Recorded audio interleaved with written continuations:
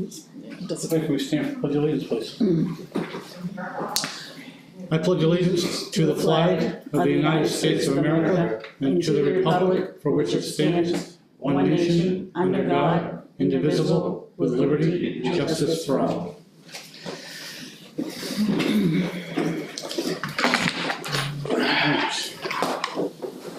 If you people could please sign in.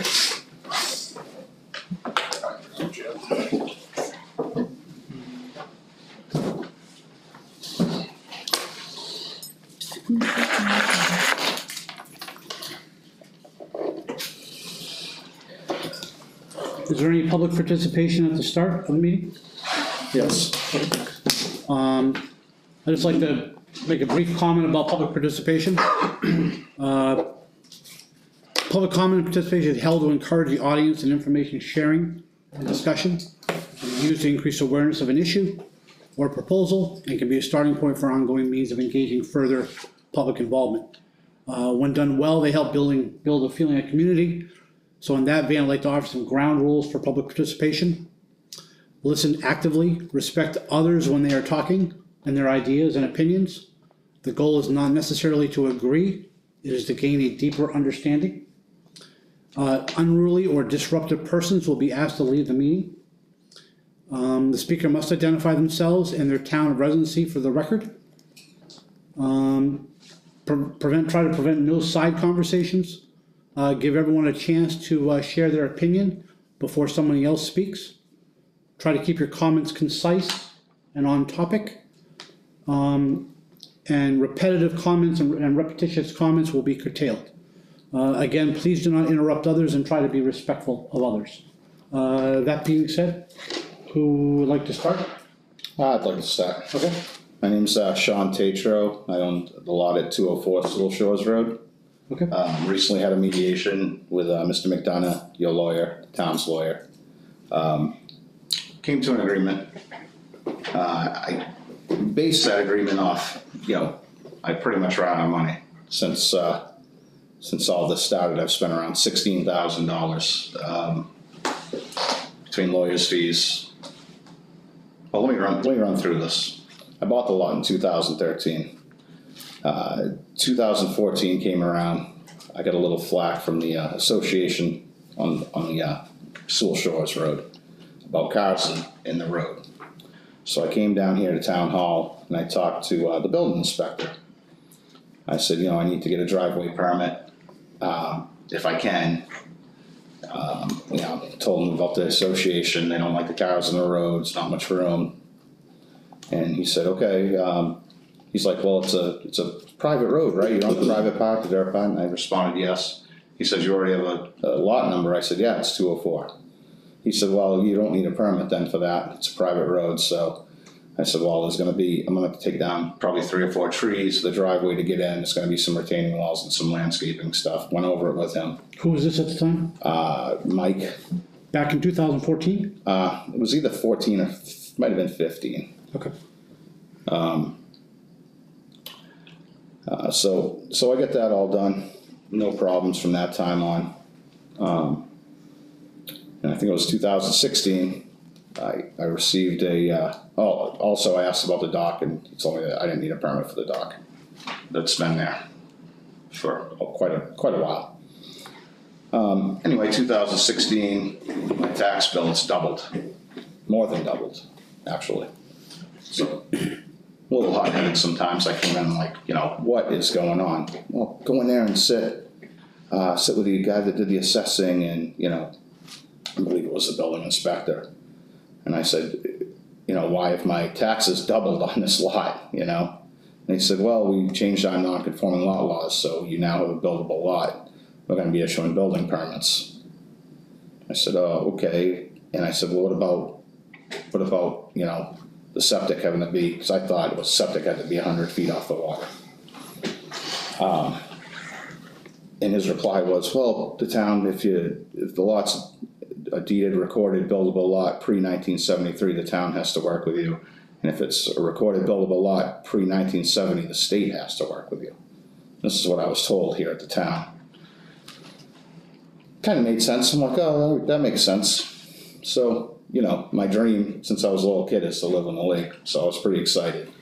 So I'm trying to do things the right way, get a survey done, I get a septic design done, pay money for blueprints for the house I want to build.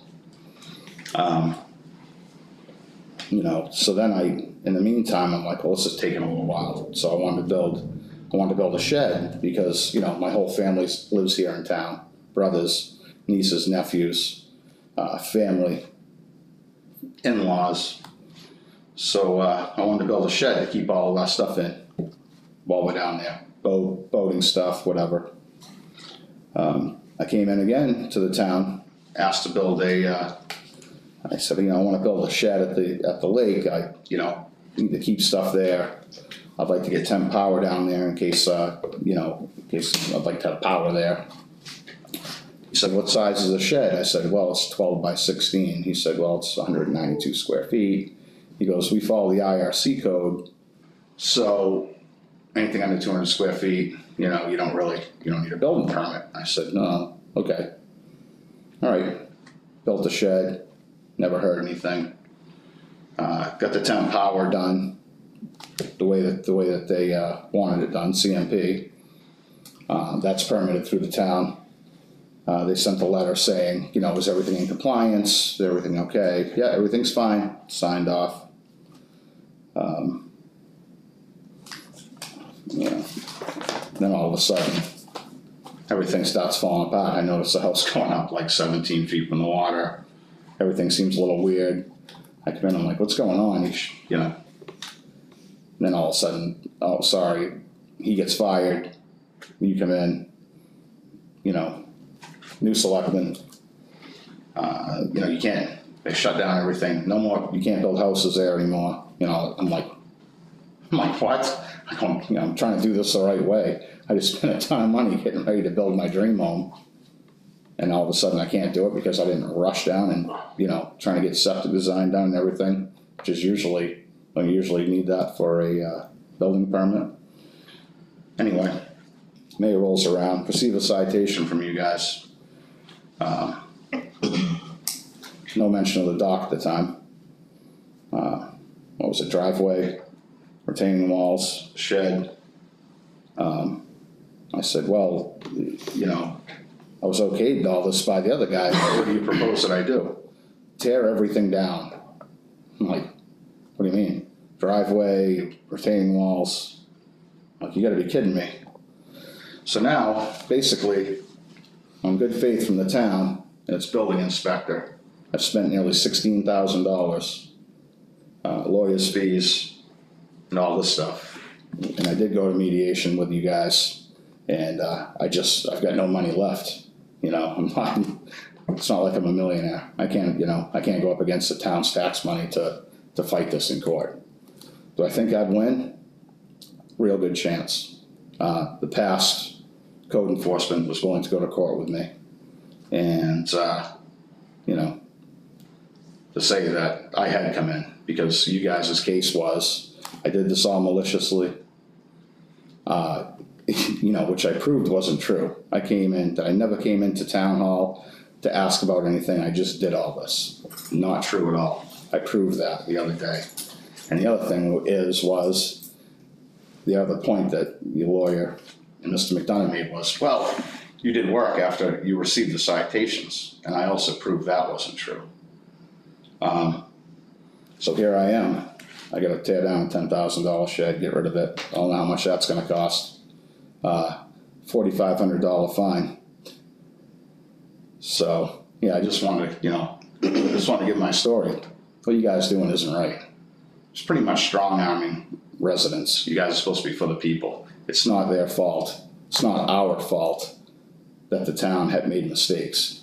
Is the state coming down on you? I don't know. But you know what? I didn't do anything maliciously in this town. I've done a lot of good things in this town. Ferry Beach project, Little League teams, softball teams, different things with the schools. So, you know, I think it's wrong with what is going on. That's all I have to say. Any other public participation? I have a few questions. I I would just like to know why, I know there's 3 buildings here, you know, Furbish got a building permit like Sean was hoping to do, got his house built, and now it's for sale. He gets a $5,000 fine, Sean gets a $4,500 fine and gets to tear everything down. I don't understand where the right is there. Why is it right for one person to just get this $5,000 fine and get to build a house to sell it, and he gets to tear everything down when he's not done anything since the town came into it? I don't understand the whole. So all I can really say is that every violation on the waterfront is unique, has its own circumstances. Whether it be permits they have, permits they didn't get, different things. So everybody is unique. And so while on the outside it may not seem unfair, there are unique issues with each one of them, which is what causes the town to follow a certain course of action. And so, you know, again, we are still in ongoing litigation down there, so there's not a lot I can say. But all I can say is every single case down there and every case in town is unique. So one other question, why are these guys being fined for something that the town made a mistake on? So again, it is, I believe the consent decree that Sean signed does not specify that it's a fine. I believe that he has to pay an amount of money, and that amount of money is going to the attorney fees. So there's actually not a fine involved. It is actually recouping the attorney fees. So he has to pay the attorney fees for something the town made a mistake on? No, it's not. Well, again, it is debatable whether the town made a mistake or not. That has not been proven.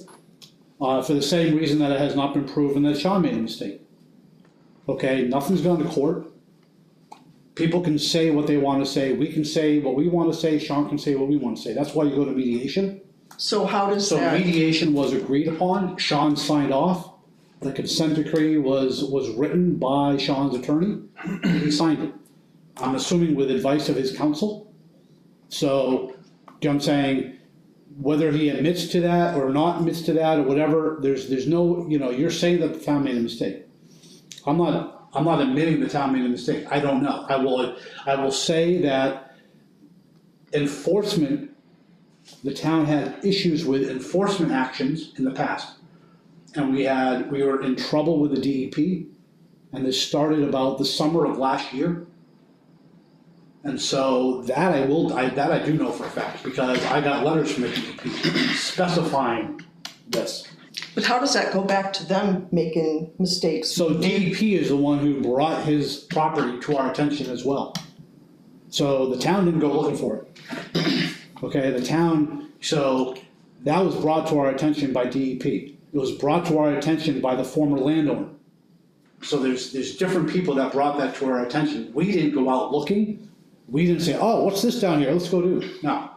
Is there paperwork from the DEP that they were on my lot? Because They were on your lot? That they. No, it's when they went contacted you. down that they addressed certain, they identified certain properties. So the guy that used to own my lot, who told me he hadn't visited the lot in 15 years or so, see stuff done that was allowed by the town, by the previous building inspector. Now he wants to try to get the land back. Now he wants something done. I need something done. That's his complaint, and that's how this came down. No, it's not what I said at all. You said there were 2 complaints, one from the DEP, which you have no paperwork on, and We actually got an email with pictures that I believe that the previous owner took. There was nothing about him wanting his land back or anything like that. Nobody never said anything about that. But I believe it was an email is how we were identified from the previous owner who took pictures of your lot. So the previous owner was jealous and made a complaint. Again, I mean, it wasn't whether it was a complaint. He was just, again, he was told it was a non-buildable lot, I believe is how we put it, and now somebody was building on it, or something to that effect. And that is basically what Sean thought too, until this whole thing with the town, the taxes doubled, came into the code Yeah, inspector. I mean, my taxes are still the same as every other property on that road, due to the fact that I was told I had to build a lot. I spent a lot of money down there. And it was at this town's advice. It wasn't at my own. I don't know any of the laws like that, Well, again, I you know. can't, I don't know whether it was this, that's what you say, it was this town's advice, I don't know that. The way we know people have building permits is they're allowed to do things is they get something signed off on. That's normally common. So shoreline zoning has been in place since the 70s. I have statements from the ex-building inspector himself about our conversations. Okay, were those Yeah. presented during your mediation? They were. The statements? Right through my Were they- lawyer. were they- I were they in writing? I even talked, they weren't in writing. Okay. But I did talk to him on the phone during that, as he was aware. But Again, it's neither here nor there. I just, through all this, mine, I guess, is done. But basically, you guys got in trouble with the state. It was your own actions, not yours personally, the town's actions that caused this. Cost me a lot of money. It's costing a lot of other people money. There's a lot of variances for sheds. There's a bunch of new sheds down there that have gone in the past 2 years. I mean, I could go up and down the road and take pictures all day. I'm not that guy, but we know it. I don't know. You're strong arming, you're picking people to go after, and you're using the town's money on lawyers to go after them under the pretense that if you lose in court, you're gonna have to pay this huge fine, and you're gonna have to pay the town's lawyers. You know, somebody from Massachusetts that owns down there, yeah, for them it might not be anything. Me, I'm a local kid, and it's a lot of money. Spent a lot of money down there. All on this town's advice, all on coming in here and being told different things. Not just by the past building inspector either, by whoever assessed the land, by another selectman that was here before. You know, it's wrong. What you guys are doing is wrong. And I wanted to air that because it's pretty messed up. You know, everybody was down there. If they were doing stuff wrong, that wasn't me. I did everything in the good faith of this office. In the end, I'm getting a $4,500 fine and having to take down, you know, what I've done there. Not everything, but, you know, it's not right. I offered to move the shed back. I offered to do this and that. No. Spent a lot of money. That was all I had. I just wanted to make it known what was happening. I'm really concerned with the way the town handled this. I'm very upset with the way the town handled this. I don't think anybody thought things through. Did you bother to talk to the last code inspector to see if this was fact or fiction? Sean doesn't lie. That's one thing he doesn't do. He doesn't lie. He's telling you straight up what happened. I just can't see why he needs to pay your lawyer's fees, fines, for something that he thought he was doing the right way, not going about it shady. He came in here to get permits. He talked to the code enforcement. His taxes are doubled. Why did his taxes double? Because they said it was a buildable lot. If it's not a buildable lot, what are you gonna do about his taxes? I'm not worried about the tax thing. But, you know, that's the point. I mean, he didn't do anything The malicious. point is, I don't want to see anybody else have to go through this. And I know Mr. McDonough looked at me right in the face and said, McDonough is next, meaning the other guy who's, you know, whose lot's been in his family for 50 years, who this town once again gave a building permit to. Did he do everything right? No, I don't believe he did everything right. But facts are facts. The guy next door just put up a house, owned the lot, oddly bought it right at the right time, slapped the house up at the right time. Ugliest thing on the planet. I mean, I could probably go through and pick it apart. I'm a good builder. But anyway, you know, you guys get in trouble, you probably get fines from the state, you're taking it out on your citizens, and it's wrong. You should be ashamed of what you're doing. That's how I feel. It's wrong. That's all I have. Any other public participation? I have it on a different subject. Okay, is there anything more on this subject? Okay, could you please sign in, if you haven't, have you already signed in? Thanks, Dave. Go ahead. So I have a couple of questions. The first thing is that, I wanted to know, was there a compromise? Was there a compromise here? Cause I'm hearing. So is this on the same subject now? No, I'm in general on the waterfront. Have there been compromises? Because I know that the person that they were speaking about came in to the board and was denied and was saying they were gonna have to take out the doors, but I'm being told now that he's been permitted now for a small deck and steps, and I wanna know how that was permitted, cause now I'm upset. Like, how did he get the permit to build a deck and steps on the front of his house? I don't understand that, how that happened, so I'd like to know that. I'm not sure who you're referring to. Mr. Furbush, Okay. at 332. Especially since I was told that there would be nothing else built on the waterfront by Mr. McDonough. Absolutely nothing within 100 feet would go in. I just wanna know, is there a deck and steps now on So the again, front? I think that's a question that you can take up with the code enforcement officer separately. Well, I'm asking, Well, no, this is a public participation, this is not a question and answer session. I'm public. I know, so you can ask and state whatever you want or whatever, and so again, I will get back to you, with that answer. People are allowed to have a very small entranceway into a house, regardless of where it is. Can they have a deck? No, but they can have an entranceway. Exactly how big that is, I don't know, Yeah, so that's a. I just was curious because, we were told that they weren't, that wasn't going to happen, and now I'm being told it is happening. But anyway, my second thing that I wanted to talk to you guys about public participation, and the biggest reason that I came down today was, because you had asked me to keep in touch with you in regard to the swap shop over at the town office, at the town transfer station, and I talked to Scotty yesterday, and he's willing to go ahead and do the rest of that site work. And I sent a message over to Andy telling him that we're going forward with that. Scotty wanted to know why we're not putting down a concrete pad, which was originally what I thought that we should have, was a concrete pad for that swap shop to sit on.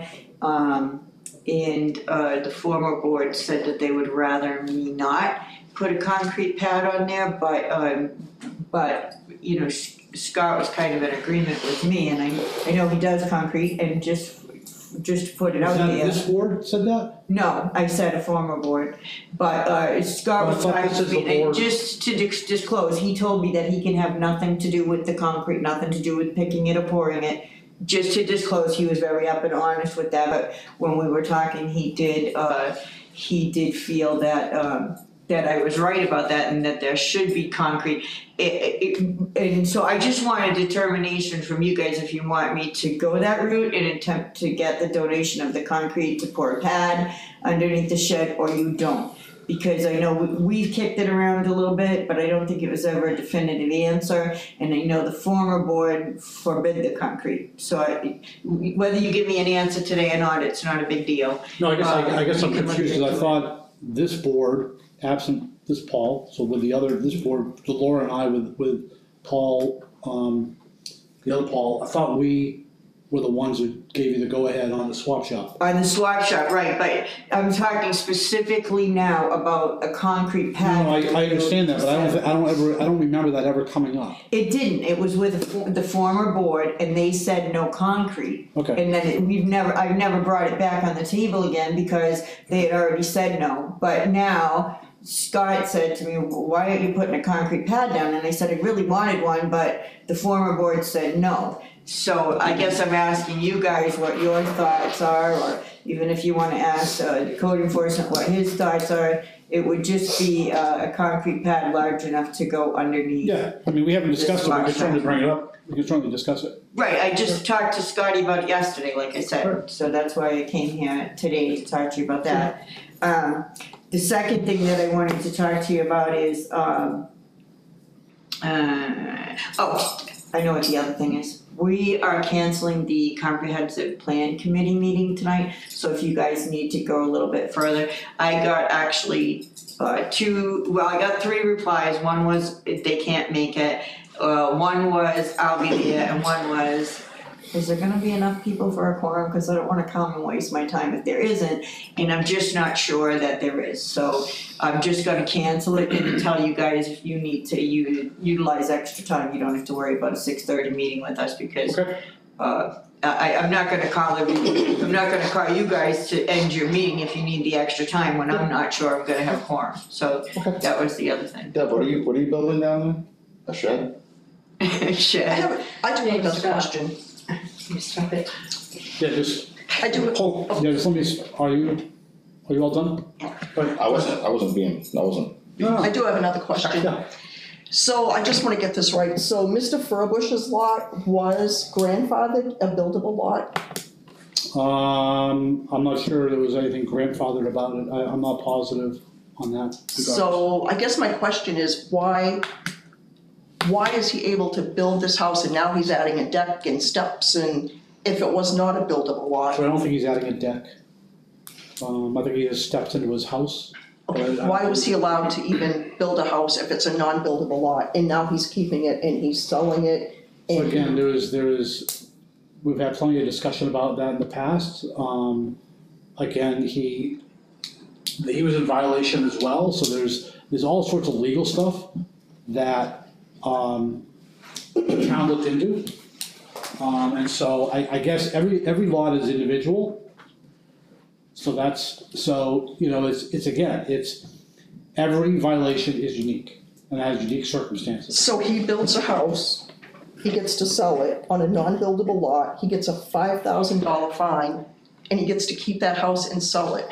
So I guess I just don't understand. So I'll give you one perfect example of the difference. He had a building permit, okay, that was signed off by the building inspector. Sean did not have a building permit.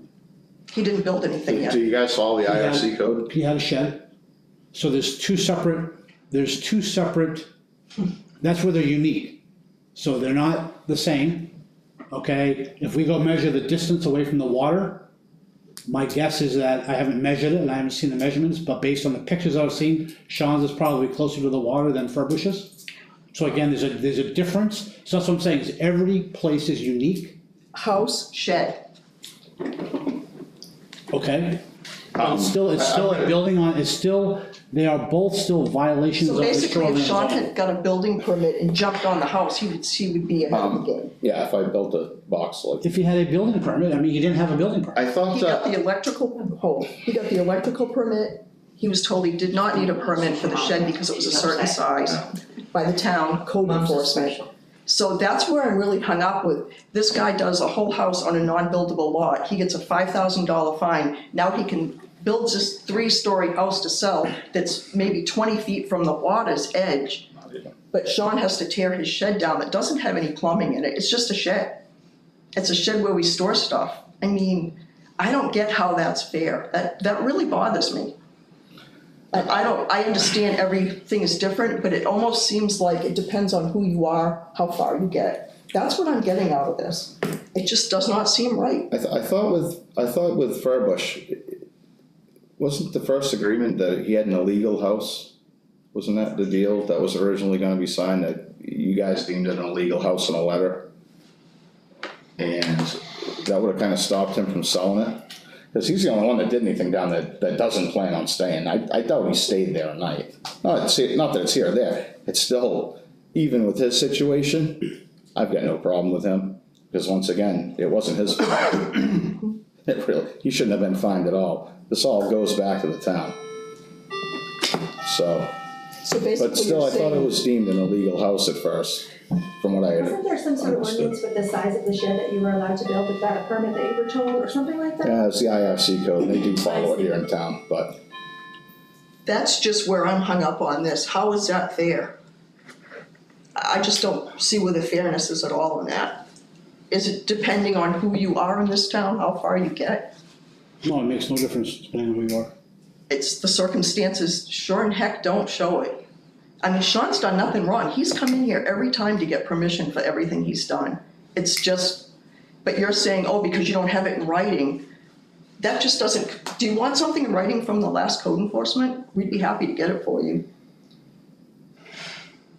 It doesn't matter.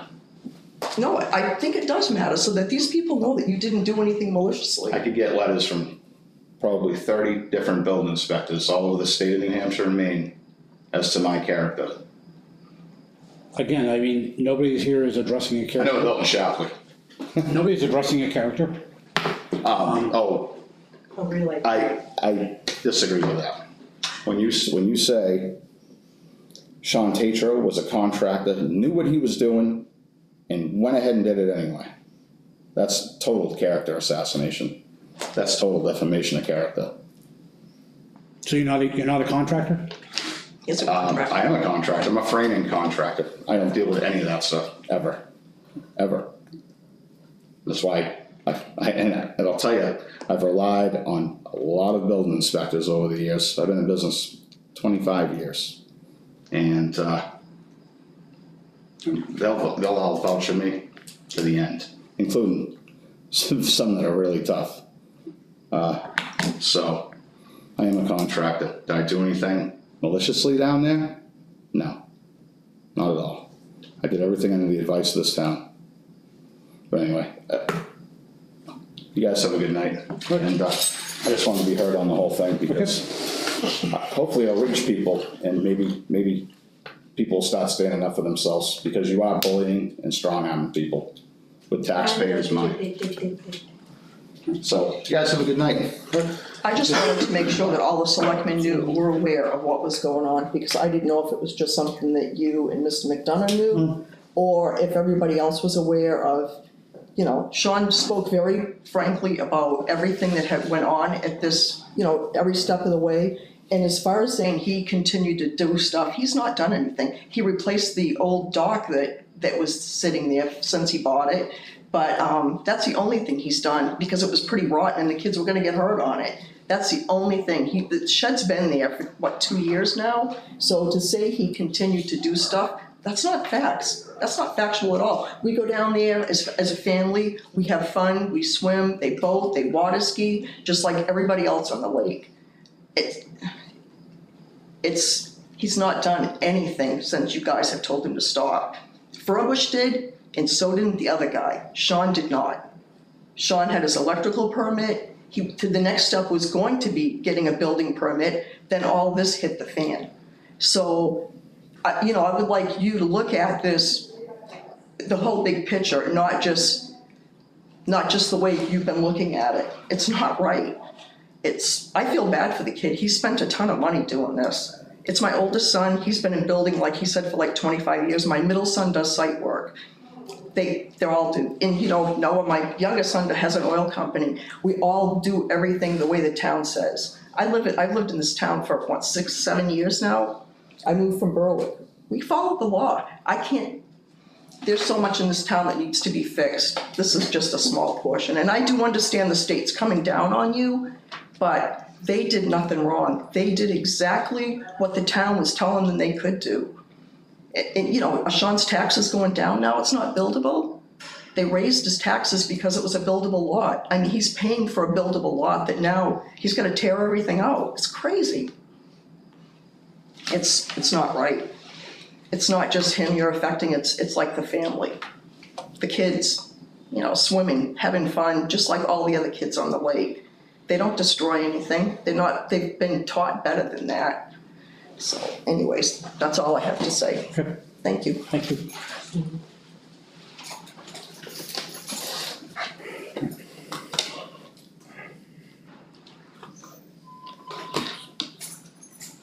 All right, any other public participation? Nope. All right, we'll close that. Get the minutes. Oh, 8:21 minutes.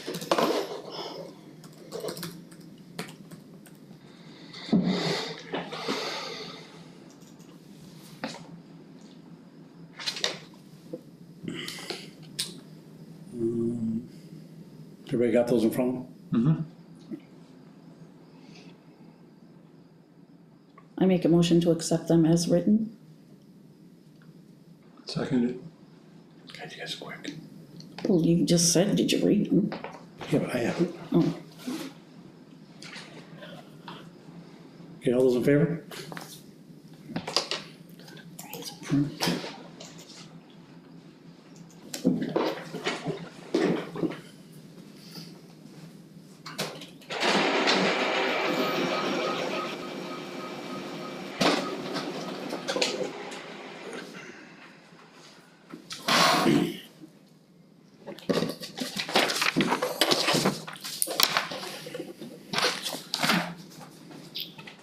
Alright, so what's that? So the business, that's that. So even though it's not on the agenda, we had the mediation on. What's AP? I forget the AP. 8:23. We had the mediation on 8/23, which was Thursday, Thursday morning. were you there? No, I wasn't there. I was Were down. you there? I was there, yes. I was down in Massachusetts at the Oh, vet. that's right, you were supposedly there or somewhere. So, why don't you just kind of give us a brief overview of the mediation and what transpired? Well, as you know, we had asked for removal of the building, removal of retaining walls, restoration of the property. And after hours of mediation, we came to an agreement that as you see here in that statement, We haven't seen anything. that there was signed. You guys read. Both sides had felt that this was reasonable and to not have to go further litigation, spend more time and money on both sides. Do you support do you concur and support I that? do support the agreement that we had come to, yes.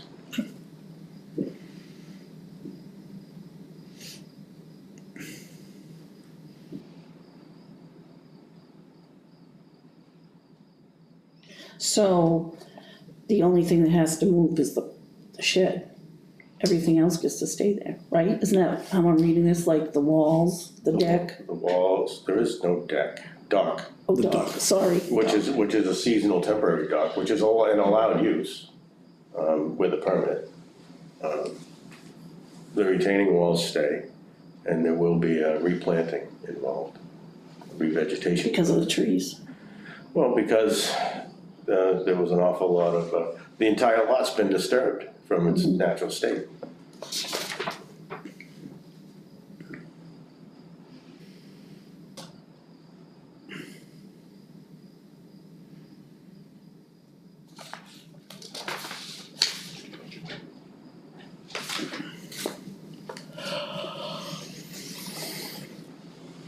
Just had a question, I lost it.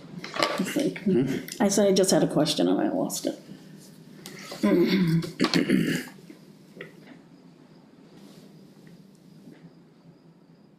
So, can we talk about what was said in litigation? Is that okay, publicly? I don't know, I'm just asking. I don't know, it kind of depends. What's your question? Oh. Just ask. So you want me to ask and then say, oh, you can't ask that question? Again, it's mediation normally is, we have our position, they have their position. You come to some arrangement, depending on, and one side normally has an attorney, we have our attorney. So each side is advising the other based on the strength of their case. Because if it goes to court, there's risks to both parties.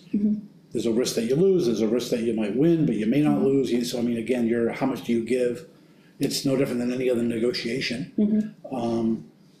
And on that advice, so they go back and forth, they offer, we say we want this, they say we want this, we go back, there may be a hard line in the sand where one person says, I'm not gonna give here, but maybe there's other areas, and then so you have a mediator, who's the guy in the middle, who's also an attorney, who normally is they're normally very, very good about the law, they understand both sides, they'll actually help advise both parties, hey, I don't think you're very strong here, you might wanna give, or you know, that back and forth, and he may do that to both parties, cause he's trying to make everybody come to agreement.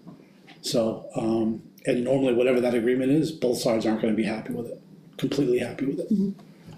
It's just the nature of, that's the nature, but it, by having that agreement, it removes any risk from going to court, it saves time, it saves money, obviously, for more court costs, it saves, you know, it saves a lot of stuff. I mean, I had a couple of brief things just to kind of go through, and it's probably more for the public, but it goes through, I mean, most notable enforcement actions in town have been a result of violations of shoreline zoning, which is required by the state of Maine and the Department of Environmental Protection.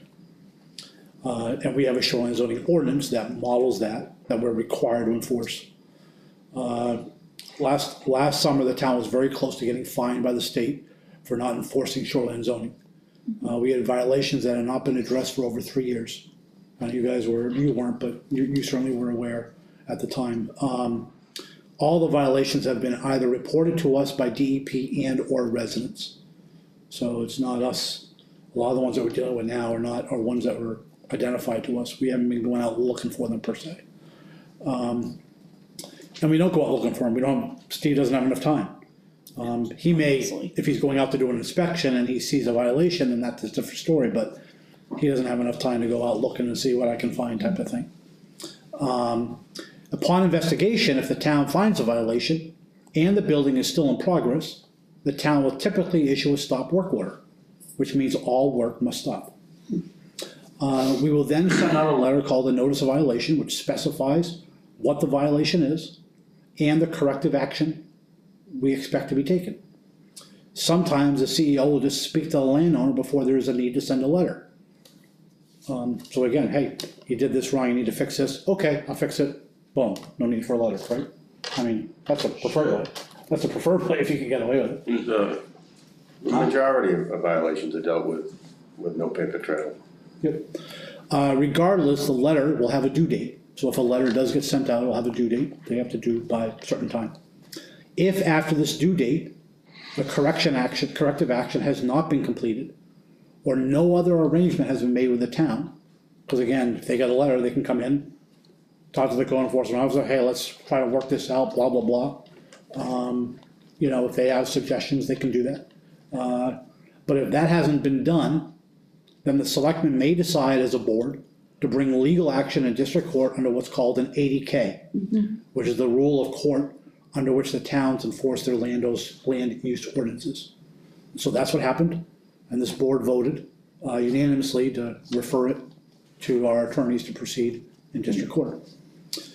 If the board did not enforce its land use ordinance, then the rules in town would be meaningless. These are the laws that the residents of Lebanon have voted on, and that ensures that the growth in this town conforms with our local standards and requirements. It is our duty as selectmen to see that the ordinances, including land use ordinances, are enforced regardless of whether we know who the landowner is. If any resident, including selectmen, disagrees with an ordinance, the solution is to attempt to amend the ordinance. As a board, however, our role is to ensure that the ordinances are followed, to include enforcement and even lawsuits when necessary. Before anything ever gets to court, a lot of times there is discussion and or mediation to try to resolve the matter, which is what happened here. This saves both sides time and money. There's always a risk that the landowner will not comply, so a violation ends up in court. So most of the time, any agreed resolution will not make either side completely happy. If there is an agreement between the town and the landowner, then there is a consent decree that is signed by both parties and then sent to the court to be signed off by the judge. And that's what we're going to be talking, that's what we're talking about right now. When there is a settlement, the board looks to recoup as much of the attorney fees as we can. This is taxpayer money spent due to landowners' violations of the law. That money expended should be recouped from the violator. There may also be fines or civil penalties depending on the facts. Each violation is unique.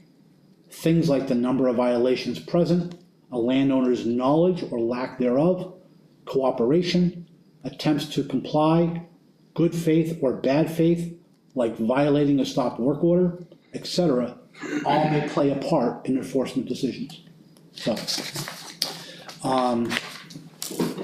So that being said, so you have, so I thought I would show you some pictures. This is the property. These were taken by Steve, I believe, last month, of the property. So was the stone, I mean, I don't know what was there, so the stones obviously were put there. So those retaining walls. Those are the retaining walls. Those are the retaining walls. Sorry. Yes. That's the proper thing. Now, does the private beach stay, or does that have to basically be replanted there? Is that part of the replanting zone, so to speak? It's in the replanting zone as far as the actual sand material. So that's gonna be determined by whatever professional puts together the replanting plan. Okay. And I think that's stated in the. Now, when the letter got sent, did you hear from him at all? Yes, He came in here and, came in here and told me pretty much what he told you tonight, and that he had no intention of taking it down. okay, So, I mean, I guess the only, Which caused us to pursue it. right.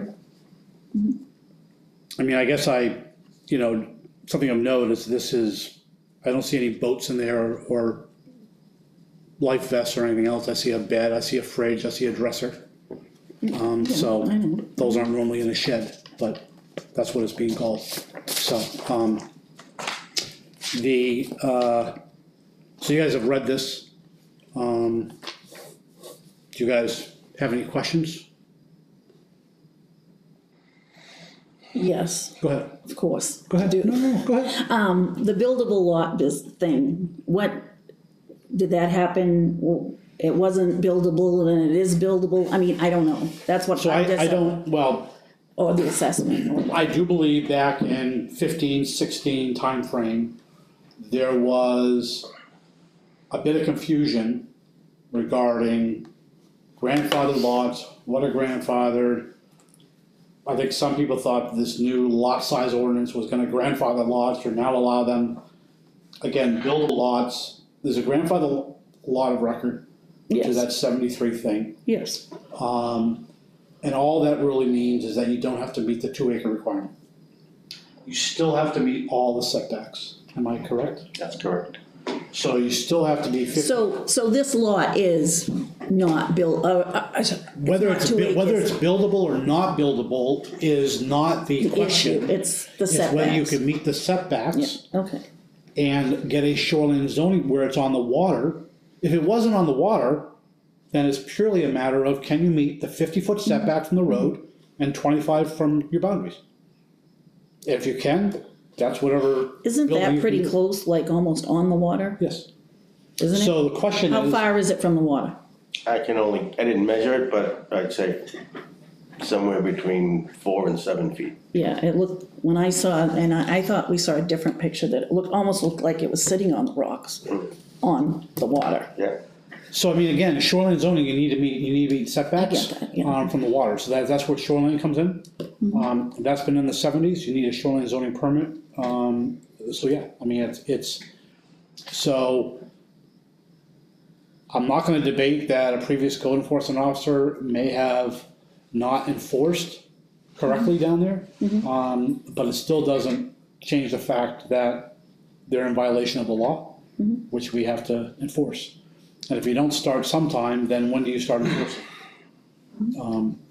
And like I said, everybody is different. So if you have a question, I can tell.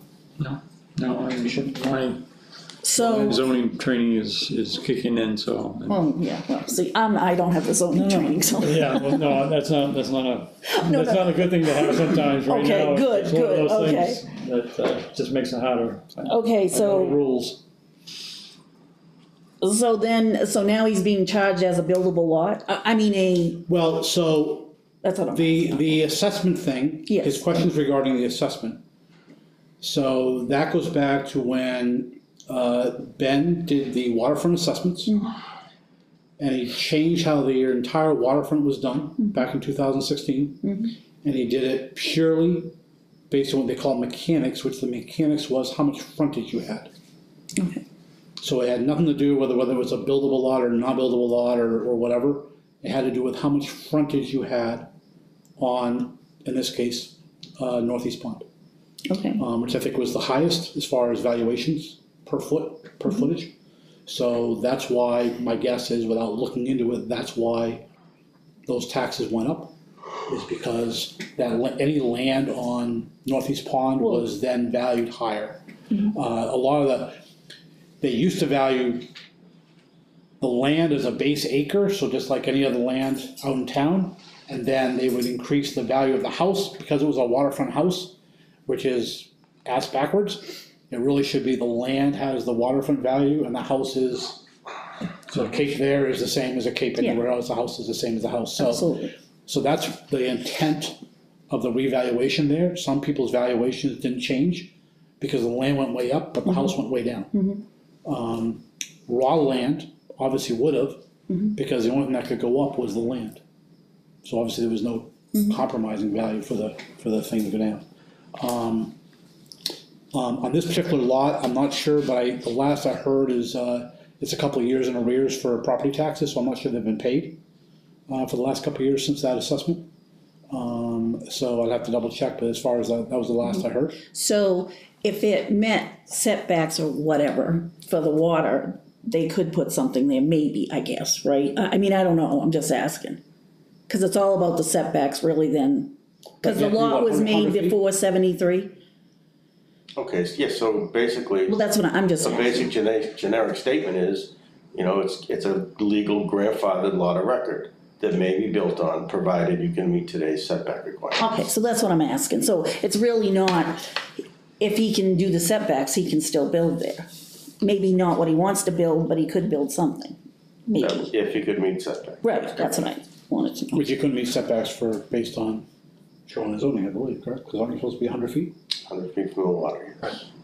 And I don't know how deep the lot is, but it's probably not much. 80. Huh? 80. Yeah, so it's not much deeper than, so. Okay, I just, So in which case you'd have to get a variance, and then you have a whole nother issue with appeals board. So that would be the process.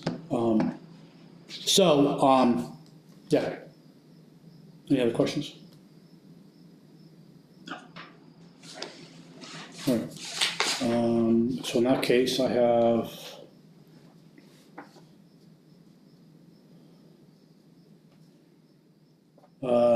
Well, let's read this. This is our attorneys are doing these, which is kind of nice, but I'll give you the background. The item is to authorize the settlement of a shoreline zoning enforcement proceeding against Sean Tatro, which is 204 Social Road. The landowner built a shed, removed vegetation, and installed retaining walls and a dock in the shoreline zone without a building permit or shoreline permits in violation of setback, vegetation, and other requirements. The Board of Selectmen previously voted to commence a land use enforcement action against Mr. Tatro for these violations. That lawsuit is currently pending in Maine District Court as Town of Lebanon versus Sean Tatro, CV 18237. As part of the lawsuit, the town attended mediation with Mr. Tatro. The town, through its code enforcement officer, entered into a tentative settlement with Mr. Tatro. The tentative settlement is subject to review and approval by the board. The complete terms of the tentative settlement are contained in the consent final judgment, which I just passed around, which you guys looked at, which is already signed by Mr. Tatro and is now circulated to the board for review.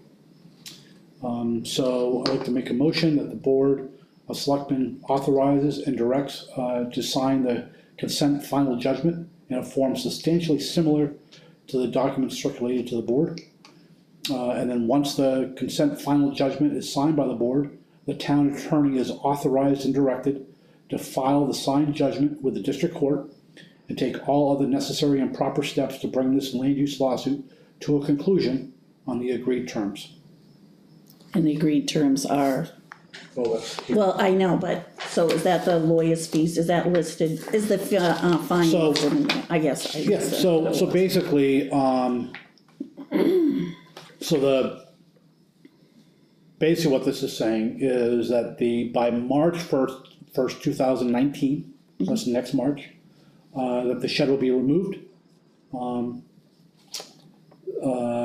We're considering the seasonal dock existing and legally permitted in all respects. We're considering the driveway existing and legally permitted. We're considering all retaining walls, legally permitted to all respects. February 1 of 2019, he presents to the town a mitigation plan prepared by a licensed forester or other qualified personnel to mutually agreed upon the council. Mitigation plan is the replacement of any and all trees or vegetation removed from the property. So basically, he's gonna have a revegetation plan. That's consistent with state law. And then no later than December 1st, 2018, they shall remit the amount of $4,500 in certified funds. And those are basically our attorney fees so far through this are close to $6,000. So that is really just a recoup of most of our attorney fees. It doesn't say fine, it doesn't say, so, whether that's just plain word games or whatever you can call it, but it's the essence is we're not trying to fine him, recoup fees plus a fine. It's just we're trying to recoup as much of our fees as possible. So, to make the town whole again. So that's what that was. So that's what the conditions were. So it's really not about the building, it's about the setbacks. Really, I mean. Well, the question is whether the building would have been allowed, period, even if you could have met setbacks. Absolutely. That's what I'm thinking. And I don't know. Without looking at the lot, if you have to be 100 feet and the lot's only 80 feet deep, then it doesn't meet setbacks, period. So there's no way it should have even been permitted there, unless it went through an appeal process, which it never did. Yeah. So yeah, I mean, so that's the issue. And there were no building permits. There was no shoreline zoning permits. Well, yeah, that's really the important one. I mean, they're all important, I'm not saying. No, but I'm just saying, and that's back to where shoreline every case is different. Every case has its own merits, so to speak, that will direct us. A lot of this is how we get directed by our attorneys as well. Well, obviously, yeah. So, the other thing is that I will say that, I think certainly the previous board is that, the town, I don't think it is smart to use taxpayer money to pursue a case that we're gonna lose. Just for the principle of pursuing a case. So, because it's not my money, it's my money, and I wanna spend my money on being principled. And go to court and lose and waste all my money, that's my choice. It's a different choice when it's taxpayers' money. So there may be things that we do not pursue, because we've been advised by our attorneys that there's a high likelihood that we will lose. For whatever reason, whatever those reasons may be. So that's the reality.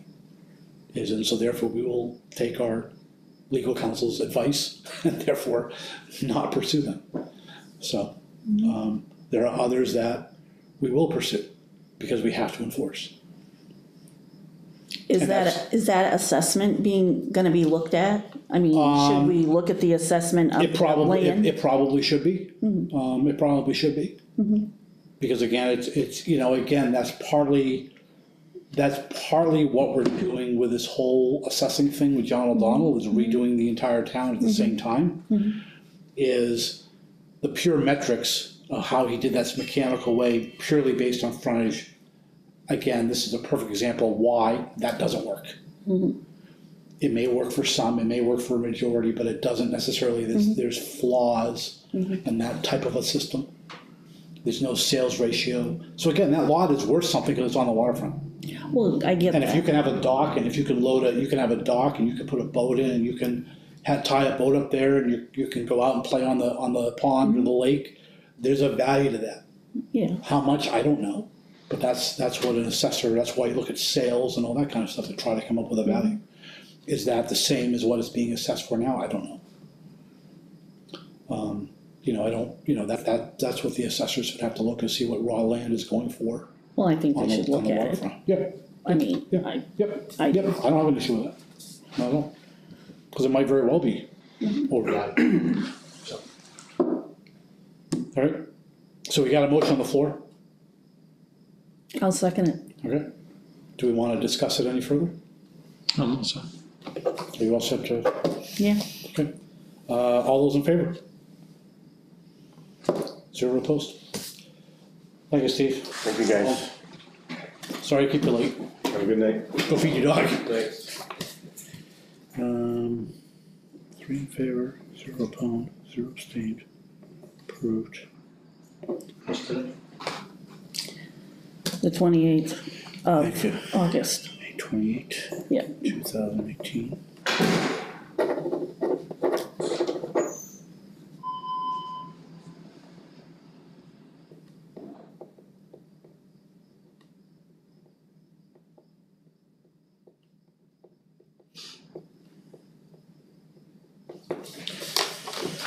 All right, and then that's that.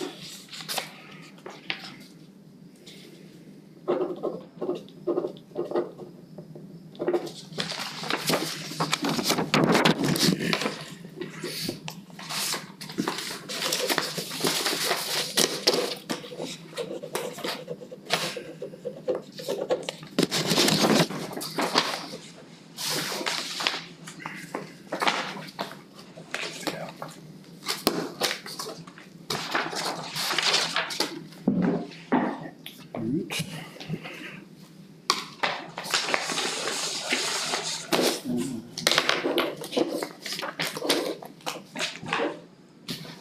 Before I forget, because Jordan will kill me, I make a motion to approve warrant 21 of fiscal year 2019 for a total of $3,819. This is for 201 lien certificates. So. She didn't get the word. Apparently not. Oh, would you cancel it? Yeah, I sent you So, an email. I kept checking. Do I have a second? Sent it back to Andy. Oh, I'll second it. All in favor? I wrote it from my. You know what this is? Earlier. It's for the liens, Were you because they paying have to attention? file the liens. yeah, well, I heard 2019, that's what. Well, it's fiscal 2019. We're in fiscal 2019. So I'm just gonna go up this week. Okay, I'll try to grab some people too. Right, and when? Yeah, cause she has to take I know, this it is right to the She's doing registry. that, I think she's doing that Thursday morning, Yeah. whatever, so we need to check the, Yeah, cause they don't, Yeah, I was reading those emails that had to do with that, I'll let you do that. I know, and I'm in here, but I can't get anybody else to show up, you know, it's. Heck, what's that? yeah. Alright, you take care, keep me informed. Alright. That's here, let's see, I'm just looking to see what's in here. That's that one. Right, okay. So we know what they did, 'cause I- We have these petitions, do you wanna deal with those on Thursday? yeah, does she have a certification attached to it, to there?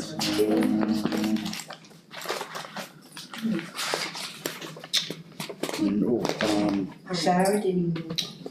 There's something, Yeah, but I mean, what I mean is that Dale's certifying them that, I didn't know I'm going. At least I'm getting. oh, she did right here, You know what I'm saying? well, she did on the last page. oh, gotcha, Yeah. okay, yeah, she did here too. Nasty thing. Do we have time to do that on Thursday?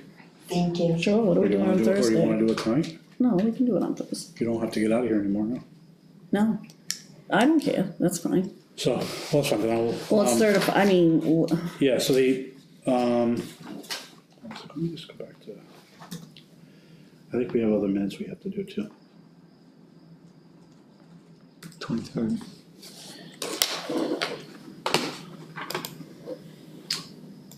So I think, right, 23rd. Mm-hmm.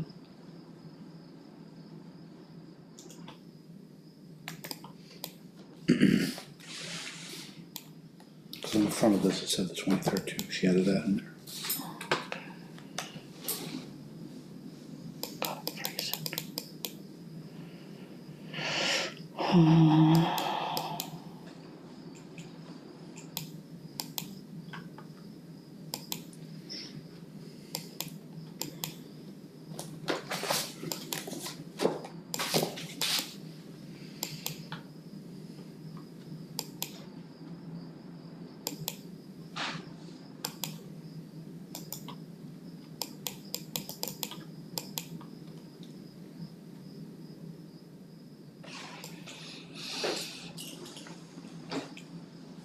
So you wanna make a motion to accept the 23rd? She can't.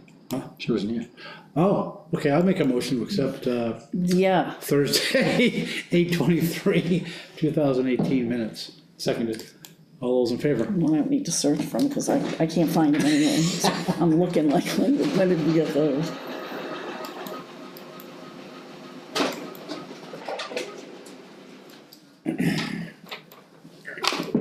Just Paul and I.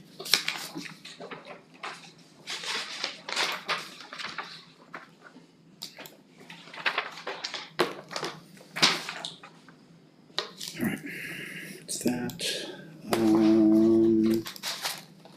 Alright, we'll do that. It's those two. Cherry pick those, so I don't need those.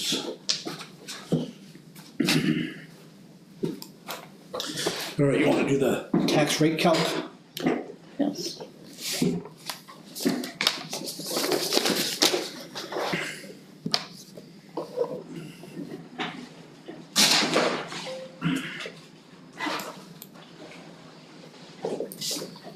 Well, do you guys figure out how to? Do you guys have it? I have it up, yeah. So essentially, I don't have it up, I gotta get it up. I gotta find it. When did we get this? We got this Monday, last week? No, we just got it. Just got a brand new one, right?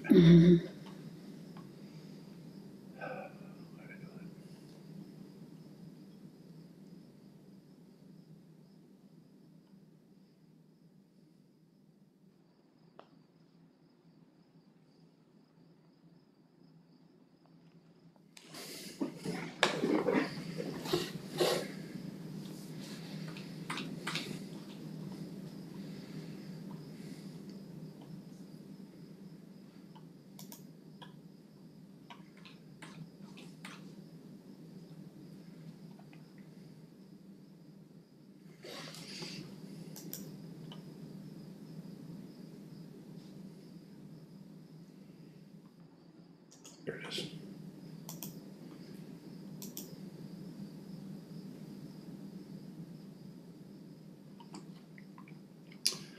So does everybody understand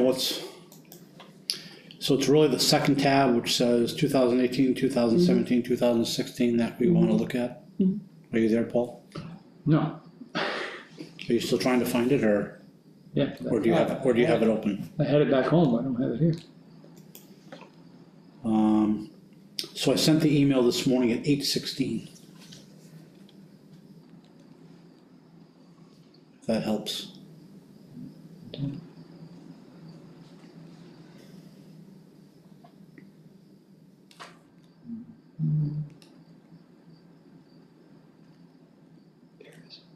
Got it. Sorry about that. It's good.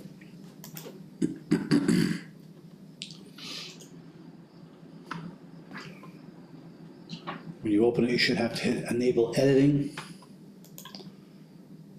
And like I said, you wanna look at the second tab, which is the 18, 17, 16 tab. And if you scroll down where it says rate, and so all we're really trying to do tonight is, we're hoping to do commitment on Thursday. So just tonight, we're looking at, coming up with the tax rate. And so, last Tuesday, I think, is when we looked at the 1.4. Which is the revenue, so that's the only other number that we can change. So what you're looking at is you're looking at a valuation for the property here in town. You're looking at homesteads, Betty exemptions, personal property tax exemptions, We have all the appropriations that we have to do, both to the county, town, any TIFs, which we don't have. The big one is the school, over $6 million going to the school. So we have $9.2 million that we have to come up with. We have a valuation base of basically $502 million. So then you got deductions, we got revenue sharing. The other is the 1.4, which we get from miscellaneous revenues that we get in town, excise taxes, dog licenses, building permits, septic system permits, plumbing permits, all that kind of stuff. Ambulance revenue, all that gets rolled into that 1.4 number. So that gives you a net to be raised. There's a reimbursement that we get from the state, so that filters in, and so then you have a rate. And we have an overlay, and the overlay is used for abatements. And so we had a large overlay in 2016. And so we reduced that last year quite a bit. Close to, I'd probably say about 40% we reduced it by. So last year, I think we have a good, we didn't get too close on it. We're not expecting a ton of abatements this year per se. So I don't wanna really go down from that number, but there's no need to increase it either. So if we, want to stay roughly, our overlay is at our last year was 113 and change. So if we keep it around 113, that gives us a rate of 1530, which is 6 cents above where we've been for the last 2 years.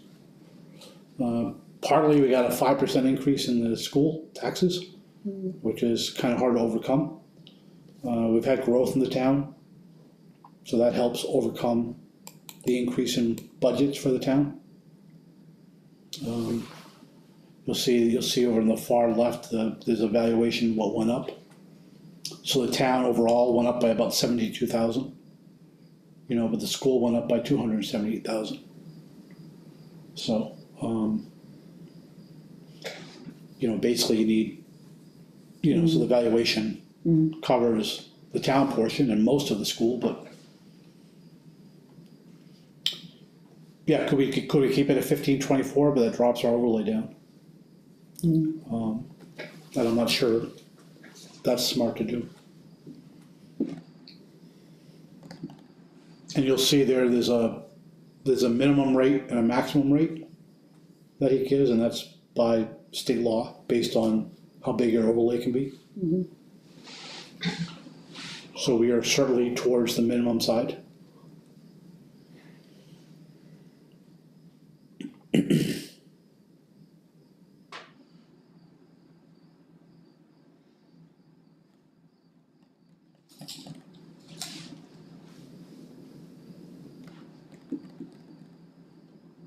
Questions? Thoughts? Just the revenue sharing. But it was 1.2 last year, 1.1 the year before. We get that comes straight from the main revenue services website. So that's what they say it's gonna be. 1.4. No, isn't that our, Oh, No, the revenue sharing, not above one, I'm sorry, other. right, other okay. is ours, is our. Right, and we did that, remember we had the 3-year average? Mm-hmm. And so that's still below the 3-year average. And that's because we're seeing the town's growing, you're seeing increase in ambulance revenues, you're seeing increase in excise taxes. So the numbers that were plugged in previous years are numbers that were quote unquote plugged in, not what the actual revenue was.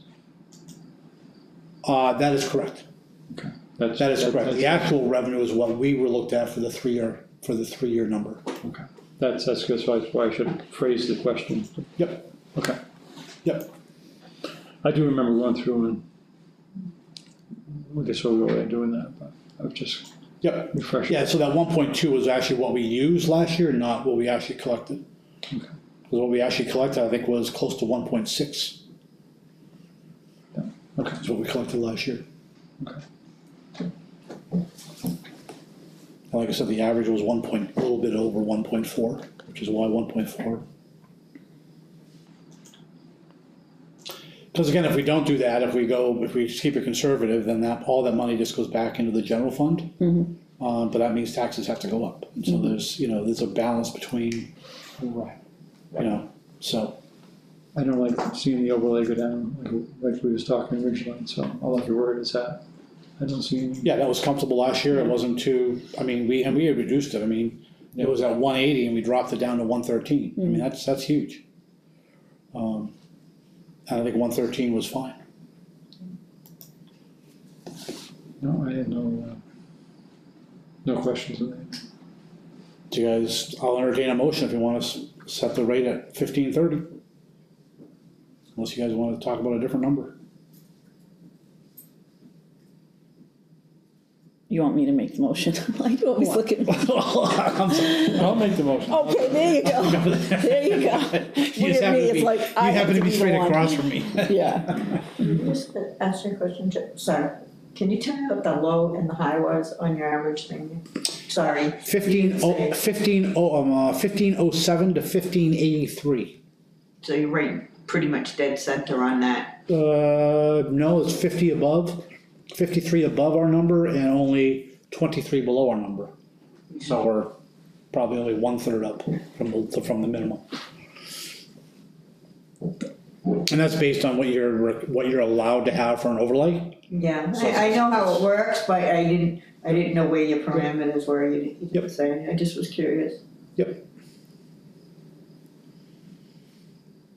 So do I have a motion on the floor for 1530? Motion on the floor for, 1530, yes. I'll second it. Okay. You guys want to discuss it any further? No? No, I'm I fine. mean, it's pretty damn close to what we were, that's 3 years in a row within 6. I mean, we had 1524, 1524, and 1530, so.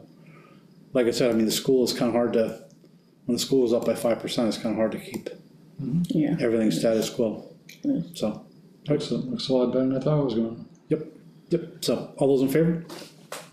All right, 1530 it is. I'll let John know so that we have the paperwork ready for commitment on Thursday. All right, that's that. Get out of that.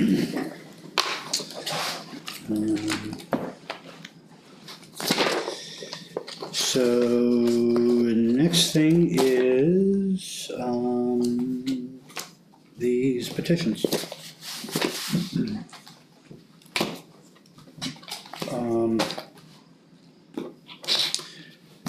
So you're the expert here, kind I won't of, say I'm the sort of. expert. No, but you know more than I do.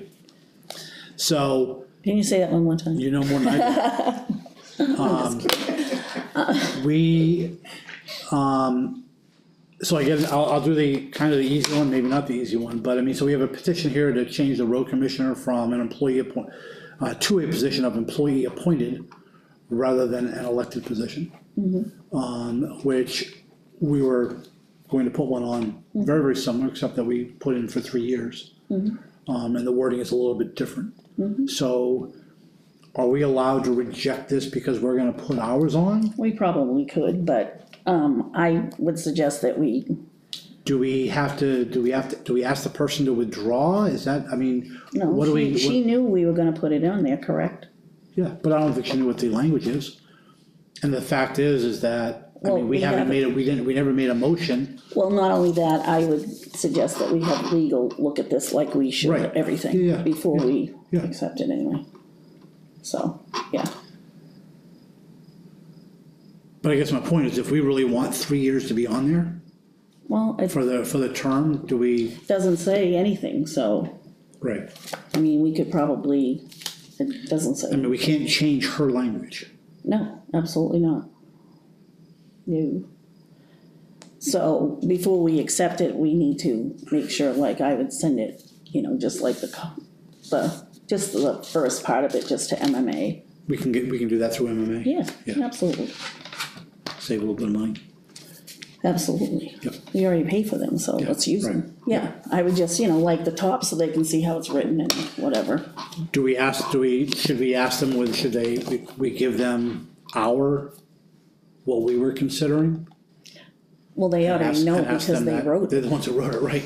And ask them, do we just go with this one, or is there a way to? How's that one? Can I just see this one?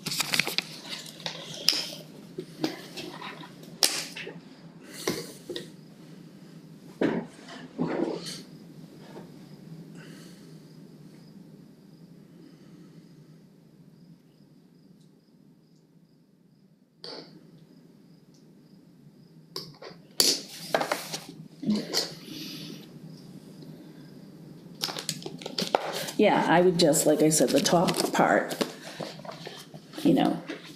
I would just send it to MMA and just say, I'll shoot out an email to MMA for this. I'll include ours and just ask them, how do we?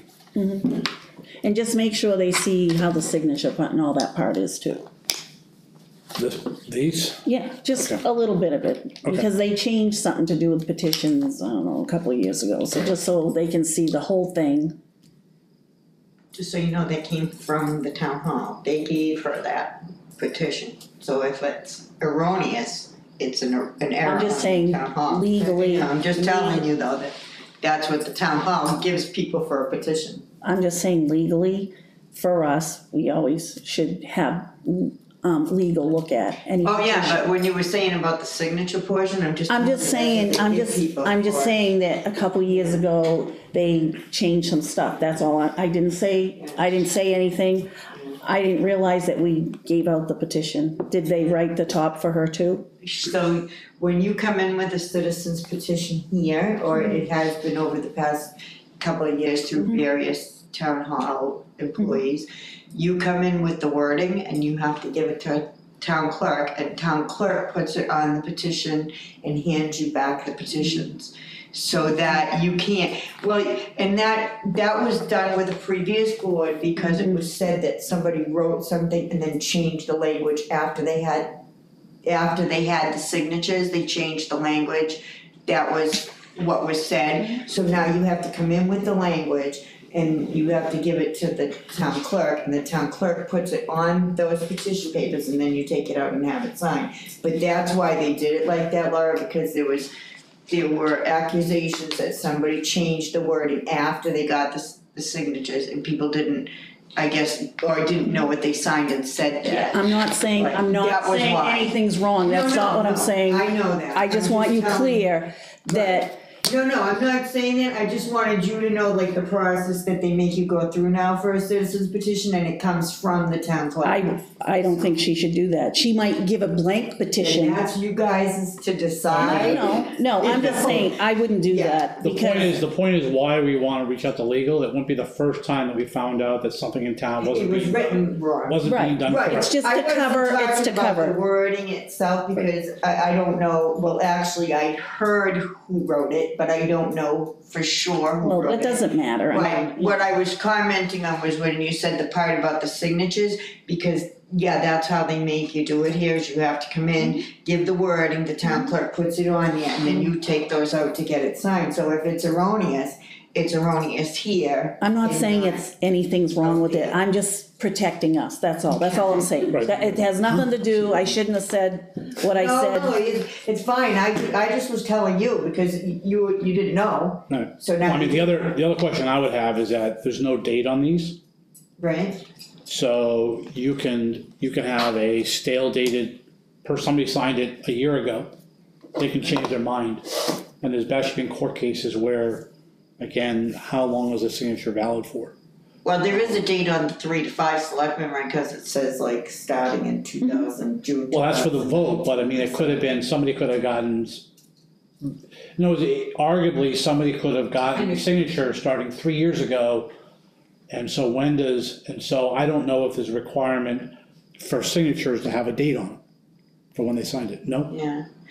Yeah, because I know. I don't know, I'm gonna look into it, I didn't say that. Yeah, I mean, like other times they kind of tell you, like, you go out and get the signatures and you present them. Yeah. But here they make you So, come in that's with fine. the form and go get the. But again, it's not, So, Yeah, I don't know, and I'm not. It's not really a big deal because the road commissioner is already, we were already gonna do, so. Right, I know that. So even if this was all done incorrectly. Yeah, and I had told her that her reasoning behind continuing to get those signatures was kind of to support Yep, that's what fine. you guys are doing, so I don't think she'd even have a problem with it. And again, this board is, Wording it even your if the other one for 3 to 5 members, which is the other one to have to increase from 3 to 5, even if for some reason this was done incorrectly, the board can still volunteer to put it on To ourselves. put it on, that's right. So again, And if you do that, what you'd have to do is reject that and then, well, it would be rejected for a Yeah. particular reason, and then. right, and then you could. That's why it goes to legal. That's why it goes to legal, and they advise us, and then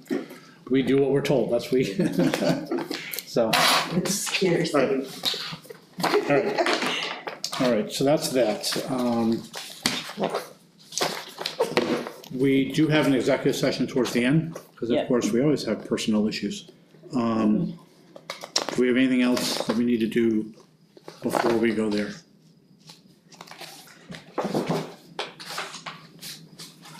You do have one more public participation, right? Yes. Okay.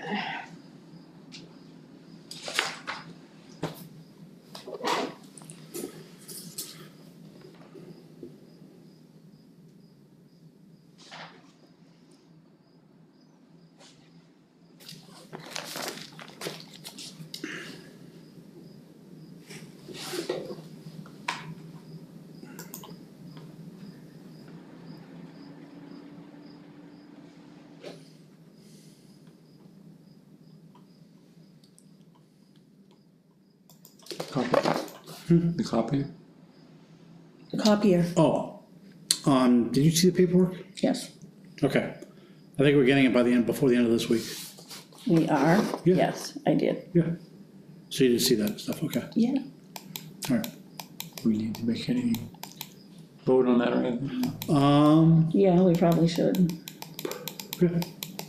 So, so I make a motion to allow me to enter into into a lease agreement with Canon for a copier.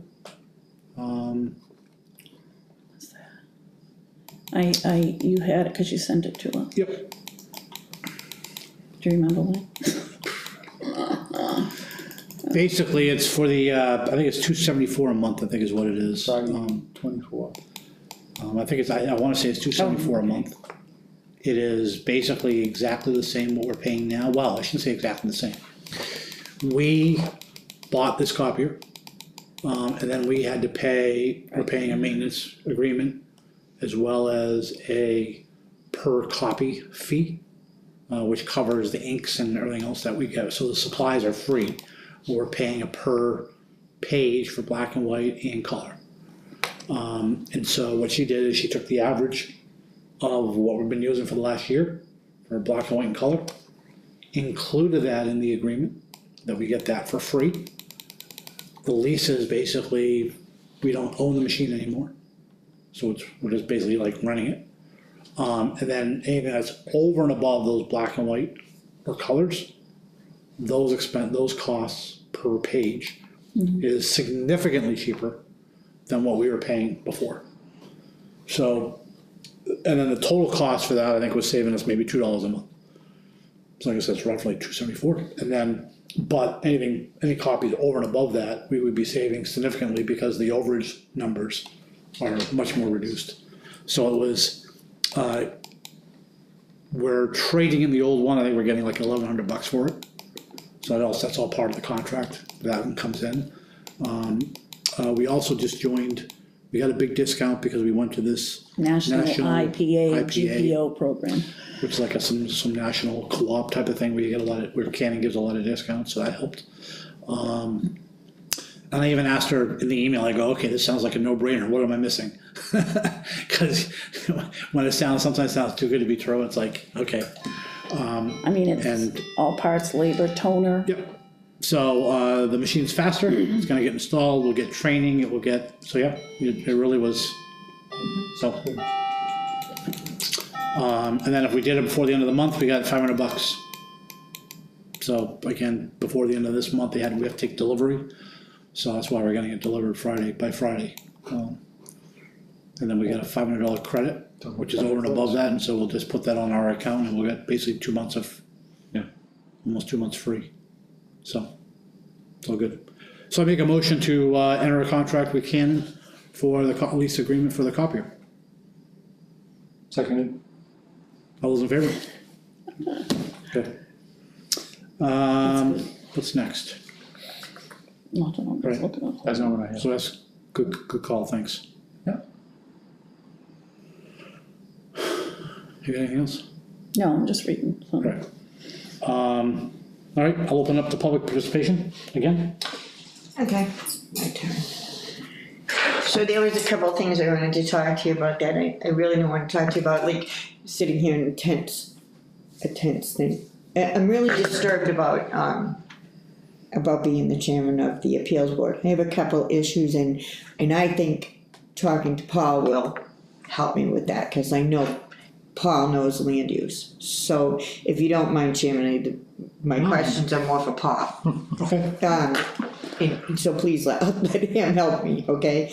So my issue is this.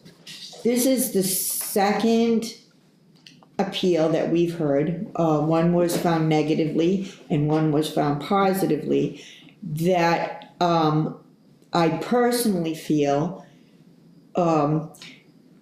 other people on the board and the code enforcement are changing how the appeal was found, or attempting to change. I don't want to be called a conspiracy theorist, because what I want to do is understand. And if I can't understand, I can't continue to sit on that board, because it's a learning process for me, and I want to understand what's happening rather than be called names. So the first one was the ADA variance, and it came out that now all of a sudden in the new land use thing that you're trying to put out, you're trying to put the code enforcement officer in Laura, your comment was, oh good, so now they don't have to go to the appeals board. If you're taking away all the power of your appeals, let me finish. You can, If you're absolutely. taking away all, because I'm not attacking, I'm trying to understand, I want to understand. If you're taking away the power of your appeals board, why do you want to have one? Why do you want one? Why do you want to bother me or anybody else to come in and sit and hear these cases if you're stripping the power away from us?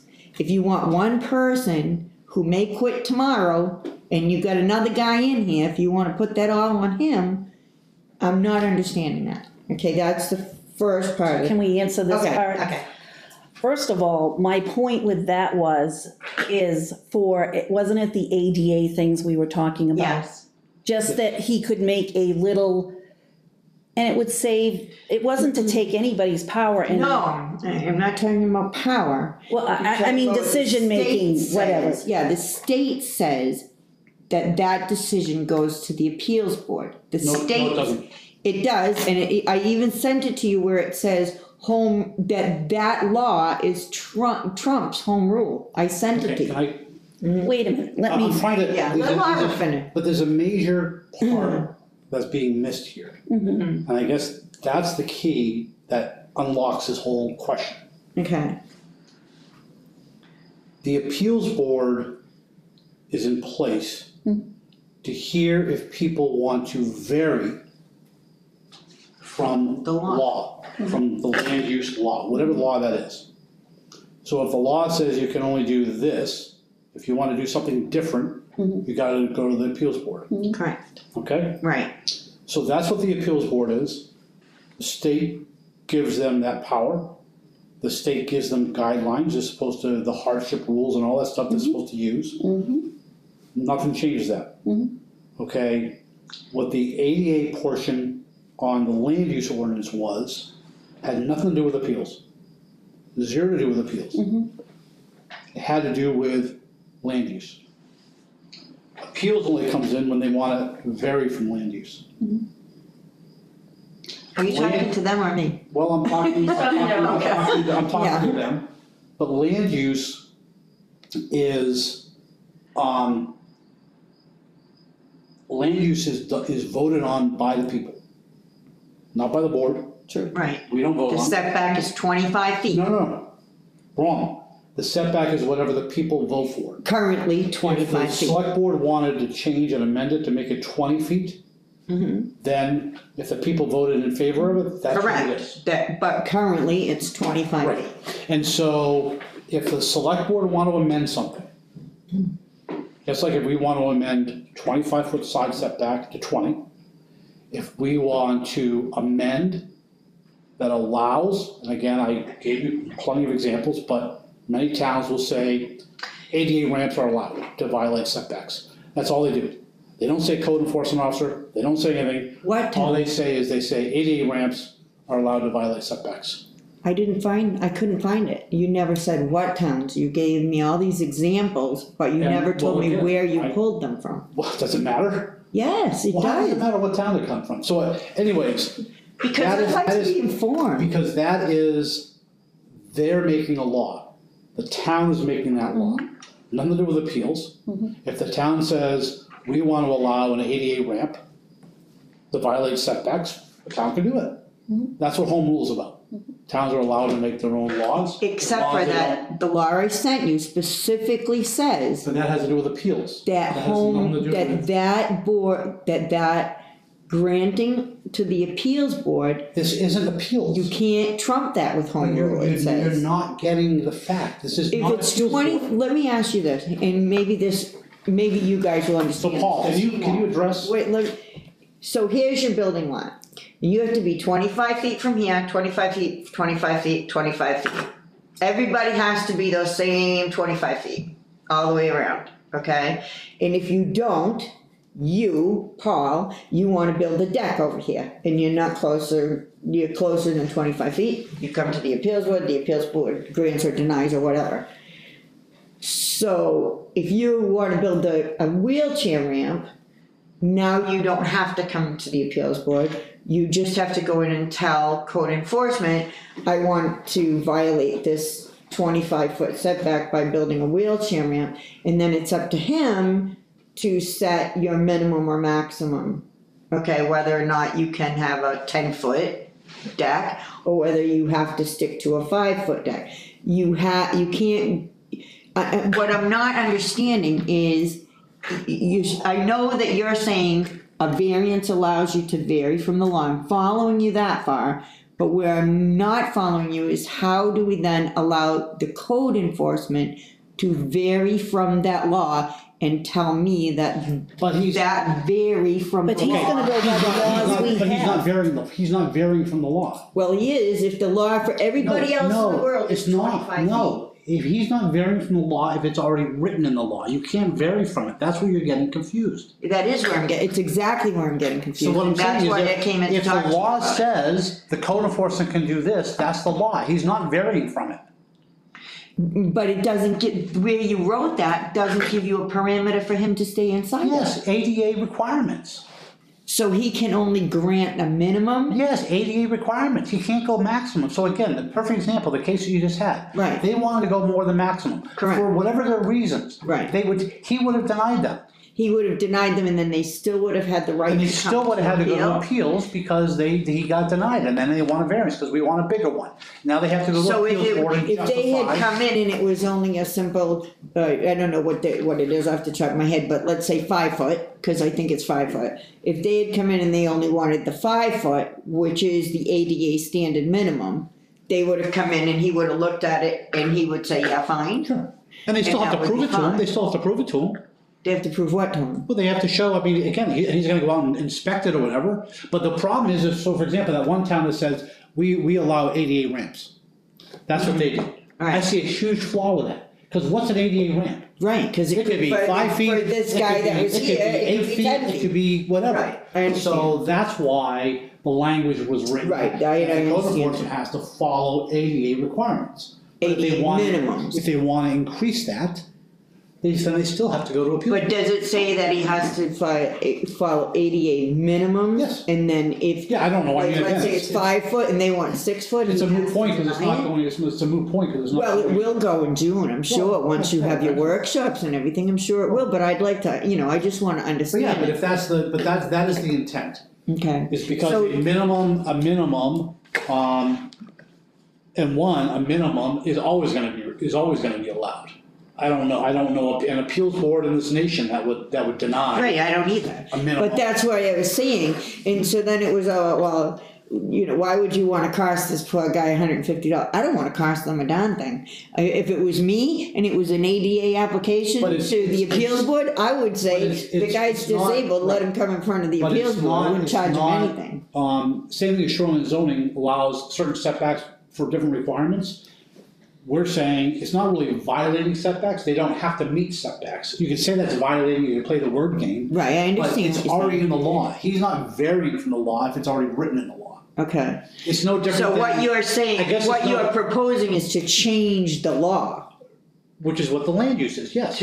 So in Land use other words, ordinance changes the law. all of the stuff that is basically the same, there are quite a few things in there that like change the law like that, it will be changing the law. That's correct. So it's not, alright, I got you, cause I So was, it's no different- I was misunderstanding when you kept saying it's basically the same, but then to me, it was a complete change. That part, and I said, that part was new. Just like farm stands was brand new. Yeah, farm stand too. I So know. again, for the same reason as farm stands, we were saying that they could violate the front setback. But the town has to vote on that. If they don't want them to violate, then basically somebody can't put a small farm stand next to the side of the road. Yeah, I got you. That's violating. Yeah, I front understood setbacks. that 100%. So it's no different, that's no different than what we're doing with ADA ramps. Okay. Same thing, we're specifying that in the law.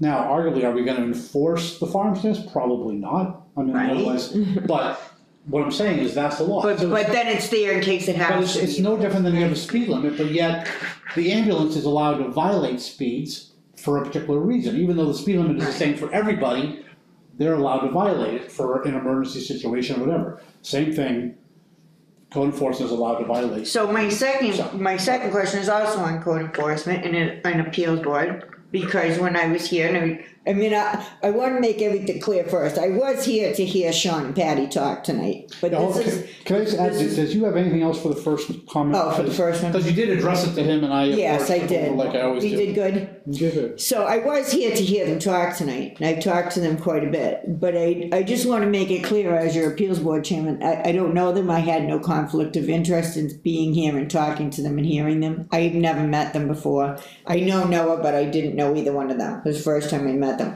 But in talking to them in the lobby, I found out, like I said, that you had a case that came in front of your appeals board, we denied, and it was said that I'm gonna have to close those doors off and everything else, and your appeals board said, we don't want you that close to the water. But now I'm sitting out here talking with people and they're saying, well, code enforcement gave him a permit. But I don't know, what did he give him a permit for? How can he give him a permit when we told him he was already too close and he couldn't have anything there? 4 members, I believe it was 4 members that sat on that, told him no, and he's got it. So I'd like to know how. So again, what does he have? I don't know. Have you looked? I haven't looked yet. Do you So want me to it's- go out there and take pictures? Cause I'm perfectly Go for it, capable go of for that. it, because Do you know? my guess is what you'll find is he has steps. Right. Which is a safety issue, so Okay. he's allowed to have steps, if you. So that's all he's gonna all have he is has. just a single set of steps. Well, I don't know if this, again, it's a step, it's to get out the back door, because if he's You're gonna get me elevated- shot going out there taking pictures, but I'm I'm just going saying- out there I'm to just saying, take, if Mr. he's- Furbish, I'm coming to take pictures If of your he's steps. elevated, if he has an elevated foundation or wherever his entryway is, and he was hoping to have a deck, the deck is no longer there. But he has to be allowed a way to get out. So what is the allowance? That's what I'd like to know. Talk to the CEO, I don't know. You have no idea. I'm sure this- So, I'm I'm sure- sure he's allowed to land. If he's allowed steps, I'm sure he's allowed a landing to turn and get into the door, But I'm what the sure. minimum is, yeah. But that's what I'd like to know, And what that's it. is he allowed? And that's it. And that's what- Because it bothers me all day long that we have to sit and look at these residents and say, no, no, no, no, and then, and everybody watches that on video, and then I got people And he doesn't have a deck. he did it anyway. but he doesn't have any decks. That's what you guys said no on. Okay, I'm sorry, that's what? He doesn't have decks. You're sure of that? Yes. So you do know what's there? I know he doesn't have decks. And if he has decks, he wasn't permitted. I know that for a fact. You know, I don't know what he's got, but I guess I'm gonna have to go down and have. I'm just saying, or you could talk to the code. Get him shot, get me shot. Or you can talk to the code enforcement officer, but I can guarantee you, I mean, if he's got a deck, then that's a whole separate issue. But I can guarantee you, but if you wanna call a 2 foot by 2 foot landing or whatever No, it and I is, wouldn't. with a couple of steps down a deck. No, and I well, wouldn't. Then, And I wouldn't, So- but that's, you know, like I said, when everybody watches the video and they see your board saying no, and he's arguing, I'm gonna have to board off that door and close it up and have no door and he was there. really talking about the second floor, cause that's where the other deck was, that's where he was really talking about. But I'm saying, there's no deck there. And if he has a deck, he doesn't have a permit for it. Okay. Alright, and I just wanted to make sure because, But talk to like the I code said, enforcement that whole officer. conversation was about how it's gonna cost him thousands of dollars to close off the doors and all that stuff. And your board found negatively to allow that, so then when I'm hearing. Is it our board or is it your board? Aren't you the chair? Oh, no, it's your board, you appoint us, you could remove me with one stroke of the pen. All it would take was one vote of 2 of you, No. and I'd be gone, so that whole power thing, what power do I really have when you could vote me out in 1 minute? None. Actually, we can't, but that's a different story. Well, you could, but, at any rate, that was my only other question is because I mean, I just feel disturbed that I don't understand why I have to like look at people and say no all day and then have the code enforcement reverse. He's not, but again, you don't wanna believe me, but that's okay. Well, we'll see, Well, we'll fine. see. And I Before you, really but I'm hope- saying, before you have all these doubts about the town and all this stuff. Well, it was very distressing We oughta to have come our, here and have don't you that. think we oughta have our facts straight first? Absolutely, that's why I asked, but I can't get an answer. Well, I just You gave you, know, I'd like to- I just gave you an answer. No, don't you wanna told me you believe didn't know what was there, so I told you I'd go take pictures and see I what told you was there's there. not a deck, and I told you to talk to the code enforcement officer. Right, so that's what I'm gonna do. Okay. But I had to ask the question to get that answer, correct? Well, again, you could have asked the code enforcement officer earlier. I could, well, I can't ask him in the middle of your meeting and then he gets up and walks No, out. but you could have asked him tomorrow. Why do I have to wait Thursday. till tomorrow when they Craig, you just don't understand me at all. You have like no understanding. I just heard this out here today. I come in. So you have to have an and answer ask you a immediately, you have to have an answer Why immediately. can't I have an answer immediately? That's fine. I didn't say or Is do it an anything emergency? wrong here. No, but you Does need it to- have to be you an need to- emergency you for need me to get the speak town. to you? Lord have mercy, I was asking him anyway, so you shouldn't have even answered me. Whatever, alright. I tried to keep you Sorry, out of it, so I didn't have to I'll- have this I'll keep my mouth stupid shut. argument about what I'm allowed to ask and what I'm not allowed to ask. You can ask anything you want. Thank you, Laura, I appreciate that. You can and anybody else can. Well, that's what I'm saying, I shouldn't never- have to have waited if I had a question. What did I say you had to wait? Never mind, I'm going home. Go watch the video. Never said you had to wait to ask a question. Thank you, thank you. Right. Chuck, I appreciate your time and your effort. Thank you, Laura. You're Thank you, Laura. Have a good night. I waited all that time to ask that question, so I did wait. Have a good night. Alright.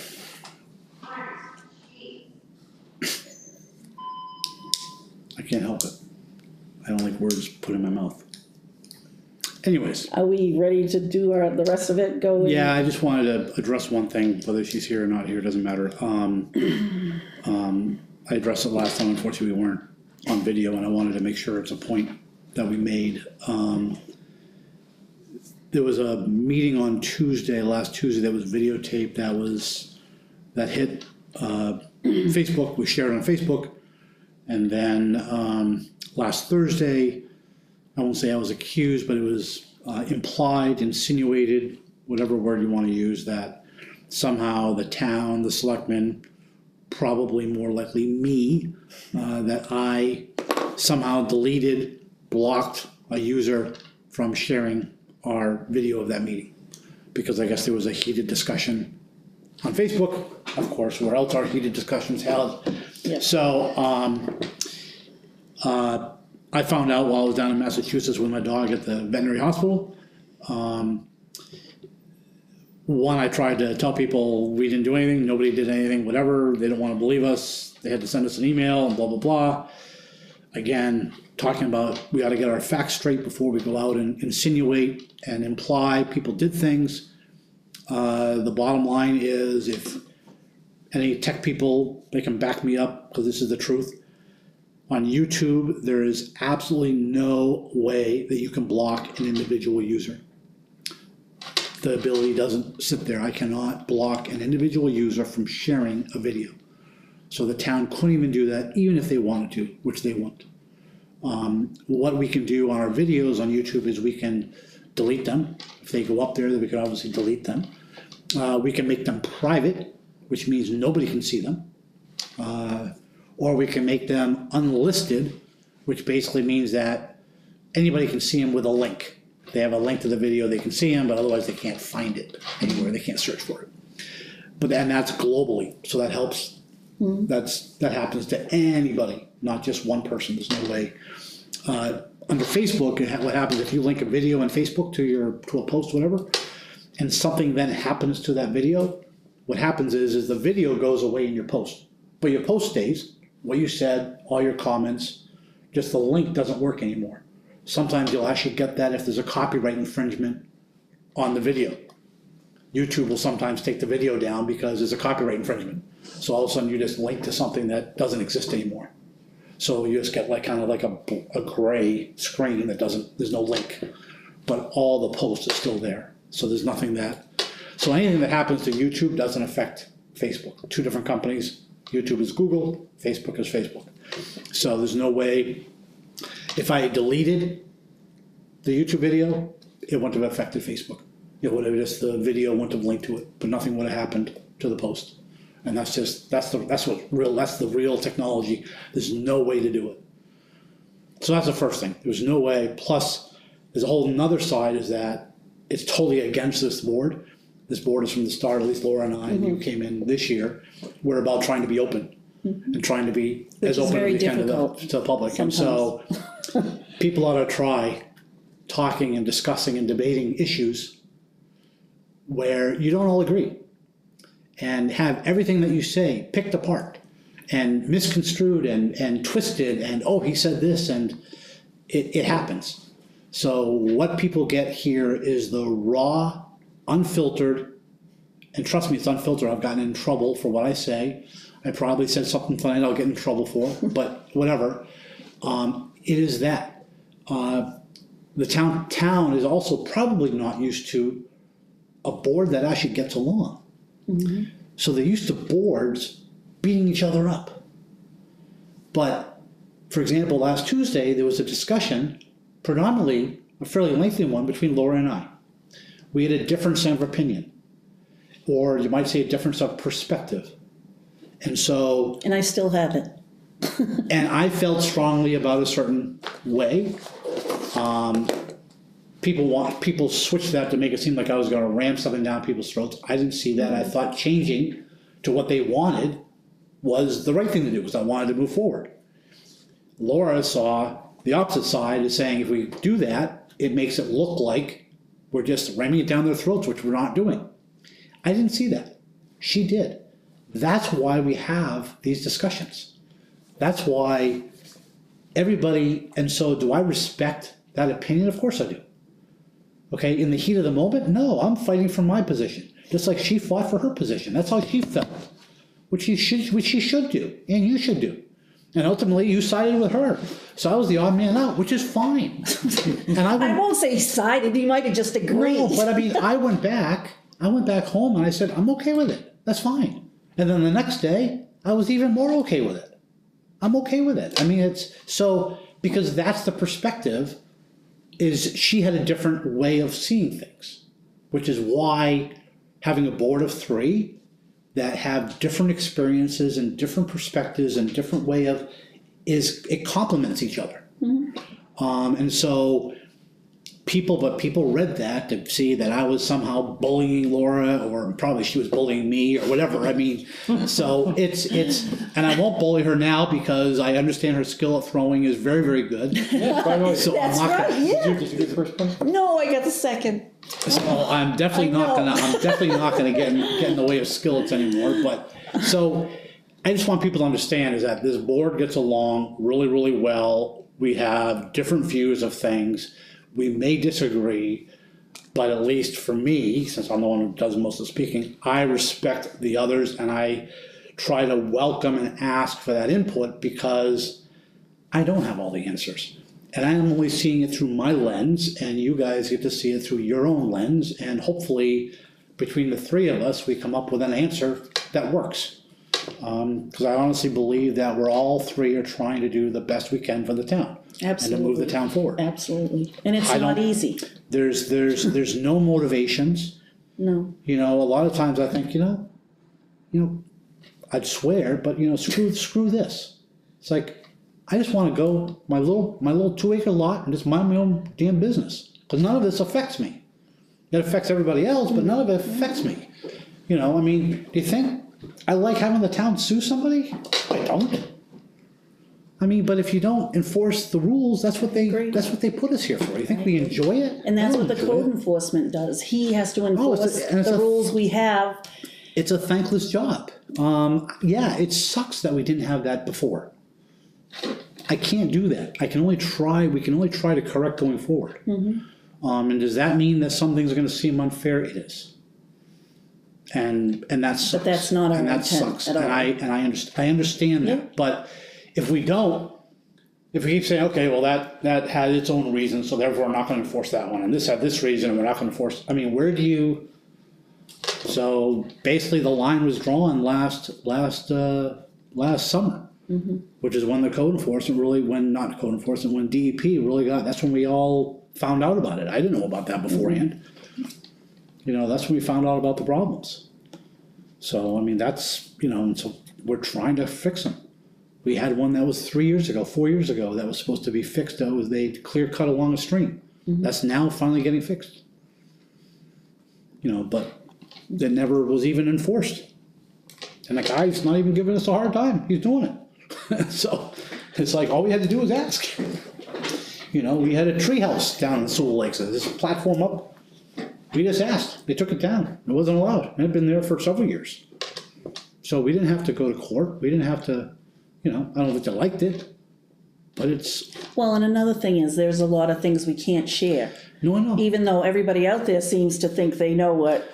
There's a lot of, there's a lot of legal stuff we We can't. can't share, and I'd love to blab, Yep. but we can't do that. Yep. We can't So- do that, so.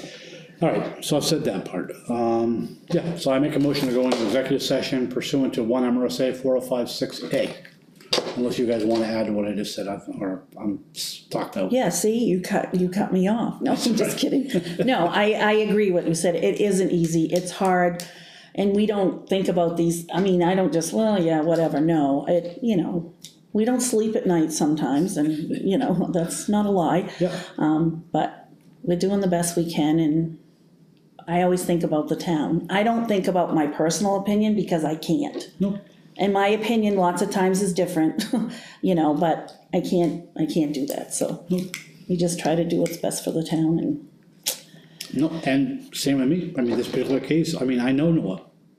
I like Noah, and I knew this was gonna, but it doesn't matter who the person is. No, it really, doesn't, it doesn't, because that's when it gets muddied. Well, that's right, because you do this person a favor, you do that person a favor, hard. and I'm not saying that hasn't happened in the town before, but it's hard, not the right way, so, it is, so, all right, I'll second it. thank you. I almost forgot what the motion was. All those in Go favor? into executive session. I'm just gonna rip through these.